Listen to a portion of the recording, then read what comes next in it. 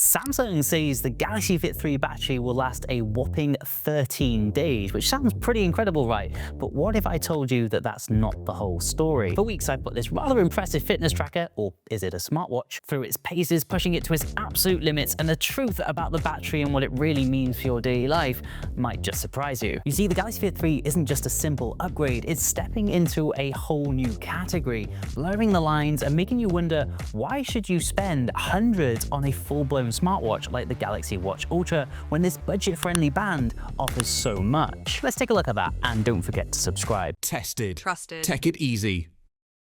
So let's set the stage. The Samsung Galaxy Fit 3 arrived in 2024, later being released to countries like the US in early 2025, arriving as a significant refresh and complete design overhaul over the Galaxy Fit 2. It's designed to be in that sweet spot for everyday fitness and smart notifications without the full-blown smartwatch price tag. And what it offers for a starting price of just $52 in the USA is genuinely disruptive to the smartwatch/fitness tracker ecosystem. I've been wearing the Fit 3 for over a month now, day and night through workouts, sleep, showers, and just daily life to really understand its strengths and, well, its quirks. My goal is to tell you who this fitness tracker is actually for and whether or not it's worth your hard-earned cash. So the number one question that everyone's asking when it comes to the Galaxy Fit 3 is, how long does the Galaxy Fit 3's battery really last? Samsung claims up to 13 days, so is that a lie? Not exactly, but it's highly conditional. In my testing with always on display off,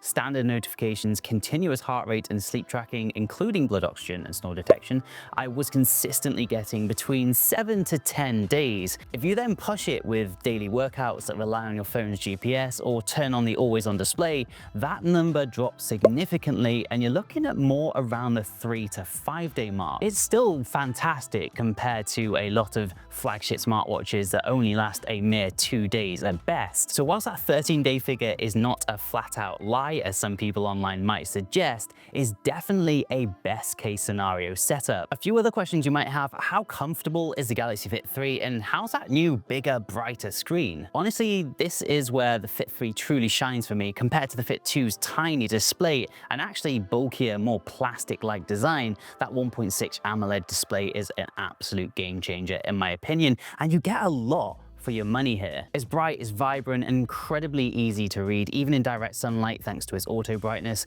The touch response is pretty fluid, a little bit of lag every now and then, but noticeably less than what I would expect from a budget contender, and again, a vast improvement over the Galaxy Fit 2 in my opinion. And when it comes to comfort, it's incredibly light. It weighs just 18.5 grams, making it perfect for everyday sleep tracking. But the lightweight design also raises another question: does it sacrifice on durability? And we'll get to that. So about the durability, the Galaxy Fit 3 has a 580M rating and an IP68 rating as well. This means it can handle dust and water and being submerged for up to 10 minutes in 50 meters of water. So swimming, showering, sweating, all these little things you'll likely experience when wearing a band like this are all going to be absolutely fine. The aluminium body feels incredibly robust, a huge step up from that plasticky feel of its predecessor. I've accidentally knocked it a few times against door frames and desks as I've gone around, and not a single scratch or ding. It's in very good nick considering how long I've had it. It genuinely feels like a fitness band that can handle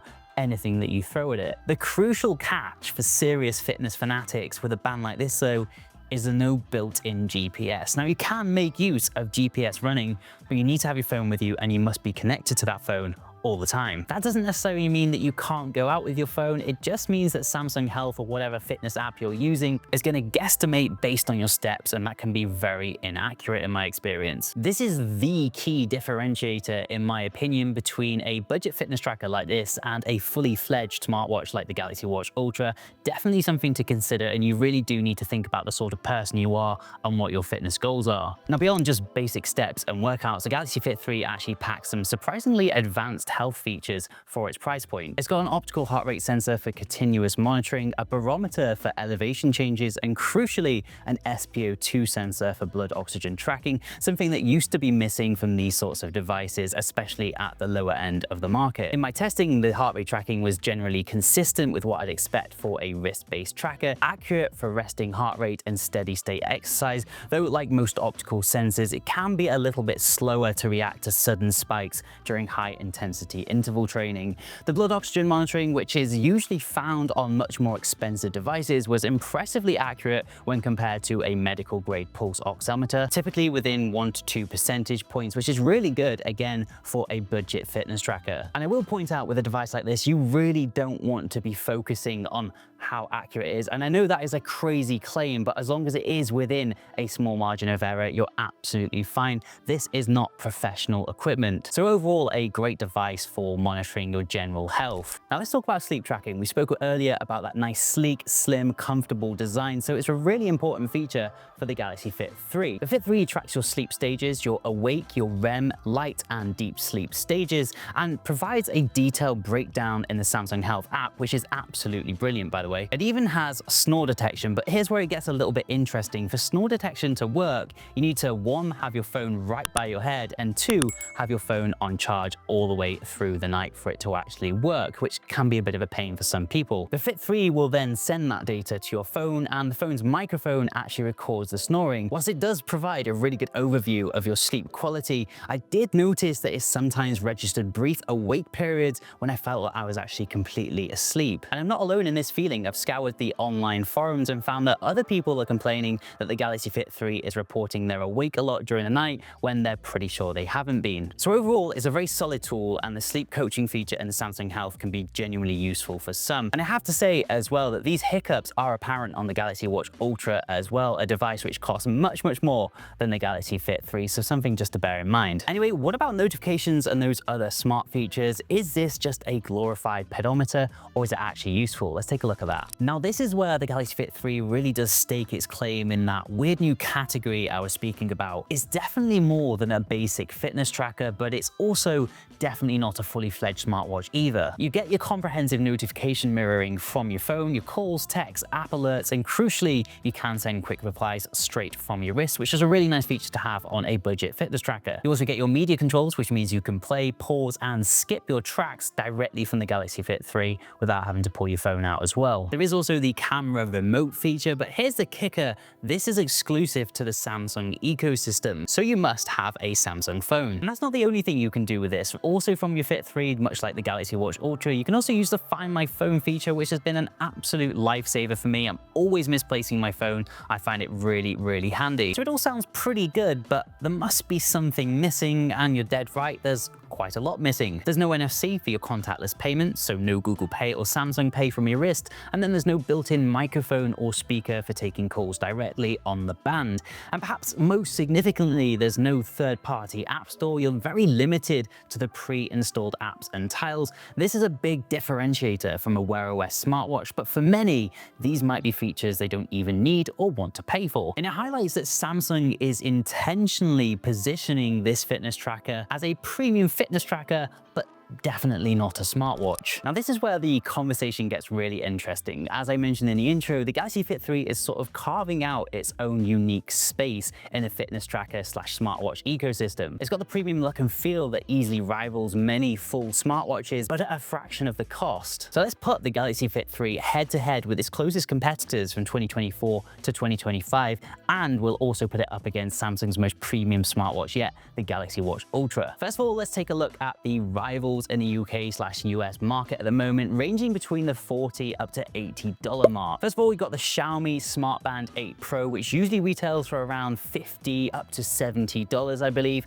It offers a larger 1.74-inch screen, and crucially, it boasts built-in GPS, which is something the Galaxy Fit 3 does not have. This means that you can leave your phone at home for outdoor runs, a major advantage. Its battery life is also really impressive, claiming up to 14 days compared to the 13 days we get with the Galaxy Fit 3. But again, the real world values will probably differ a lot. And although built-in GPS is a huge benefit to the Xiaomi Band, it will come at the cost of increased battery usage. So just something to bear in mind when you're comparing the two bands. The next one on my list is the Huawei Band 9, often found between the $40 to $60 mark. This is an ultra-thin, comfortable band with a 1.47-inch AMOLED display and a similar 14-day theoretical battery life, so quite similar to the Galaxy Fit 3. Much like the Galaxy Fit 3, it does not have built built-in GPS either. The next one on my list is the Honor Band 9, also typically between the $40 to $60 mark, features a 1.57-inch AMOLED screen and also claims up to 14 days of battery life with around 10 days in regular use.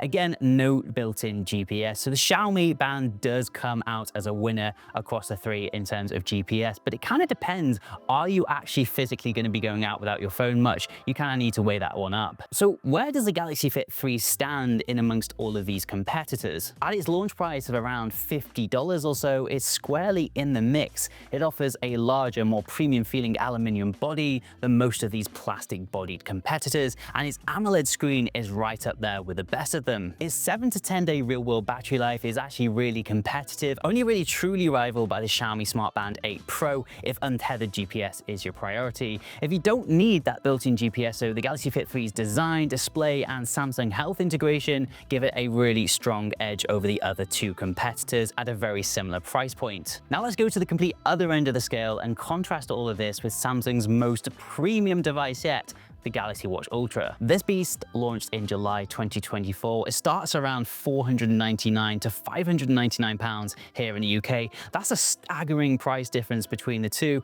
We're talking a saving of over $400 to $500, which is absolutely insane. So what do you actually get for all of that extra money, and are you really losing out if you decide to go for the Galaxy Fit 3? The Watch Ultra obviously runs on Google's Wear OS, which means you get a full App Store experience. Google Maps, Spotify, tons of third-party apps, even Google Assistant or Bixby if you actually want to use that. It has built-in GPS, so you can leave your phone at home for runs and still get accurate route tracking. It also comes with cellular connectivity, letting you make calls and texts and stream music directly from your wrist, even without your phone nearby. It's significantly more durable with aerospace-grade titanium and a sapphire crystal display, and it has much more advanced health sensors like ECG or EKG for heart rhythm analysis and blood pressure monitoring. It is truly a mini smartphone and more on your wrist. But here's the kicker, the Galaxy Watch Ultra's battery life, whilst good for a full smartwatch, is still only around the 40 hours mark, or about 1.5 to 2 days with typical use.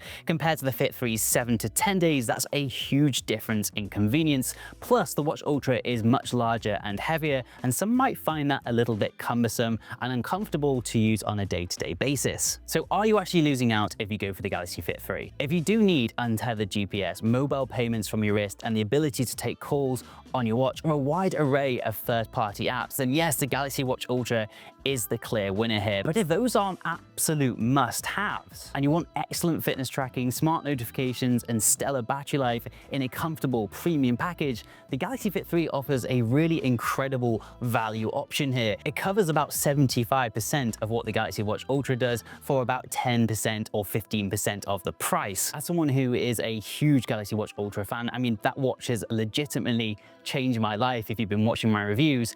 I have to say that the trade-off between the two devices isn't that huge at all, and the Galaxy Fit 3 is probably going to be the best option for those people who are into casual fitness and health tracking. So after a good amount of time with the Galaxy Fit 3, let's just clear up that initial controversy around the battery life. Samsung's 13-day claim, it isn't a lie, but it's definitely an optimistic best case scenario. Again, you are going to be looking more at the 7 to 10 day mark, which I think is still pretty good for a fitness tracker. The Galaxy Fit 3 is for the person who wants a capable, comfortable, and stylish fitness tracker that goes above and beyond with smart notifications, but doesn't need to replace their phone. It's for the everyday user who values long battery life, a beautiful display, and robust health tracking without breaking the bank. If you're taking your first steps into the world of fitness trackers and smartwatches, but don't want to break the bank, I really do think the Galaxy Fit 3 is a fantastic option. It's certainly a great upgrade over the Galaxy Fit 2 if you've still got one of them. For many of you, it's going to make you question, why on earth would you want to spend 5, 6, 7 times as much